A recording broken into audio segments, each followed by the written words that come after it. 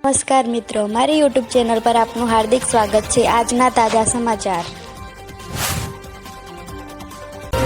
Police કર્મીઓ માટે સારા સમાચાર। ગુજરાત પોલીસમાં ફરજ બજાવતા 33 બિન હથિયારી પીએસઆઈને પીઆઈ પદ પર બદલી। અમદાવાદ આગ દુર્ઘટનામાં ફાયર અધિકારી બાળકને છાતી સળસો ચાપીને બચાવવા દોડ્યો, પણ જીવ ન બચાવી શક્યો। માધાપર રોડ પર વળાંક લેતા ટ્રક ચાલકે બાઇક ચાલકને ટક્કર મારી અડફેટે લેતા મોત। સ્થાનિકોએ ટ્રક ડ્રાઈવરને ઝડપી પોલીસને સોંપ્યો।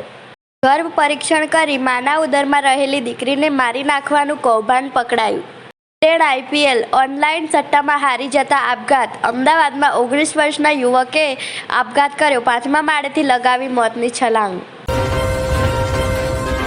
ગેસના ભાવમાં આજથી વધારો થશે। સોમવારે દેશને મોંઘવારીના મોટા ફટકાનો સામનો કરવો પડ્યો છે। એલપીજી સિલિન્ડરના ભાવમાં વધારો કરવામાં આવ્યો છે। સરકારે 14 કિલોગ્રામના ઘરેલું એલપીજી ગેસ સિલિન્ડરના ભાવમાં 50 રૂપિયાનો વધારો કર્યો છે।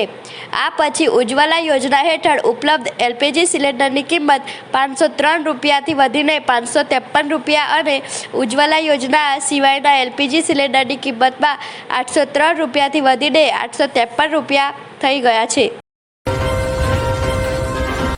જો મિત્રો અમારી ચેનલ પર તમે નવા હોય તો અમારી ચેનલને સબસ્ક્રાઇબ જરૂરથી કરજો। હવામાન નિષ્ણાતે આગાહી કરી છે કે 12 થી 14 એપ્રિલ દરમિયાન ભારે પવન સાથે ધૂળની વાવાઝોડા આવશે।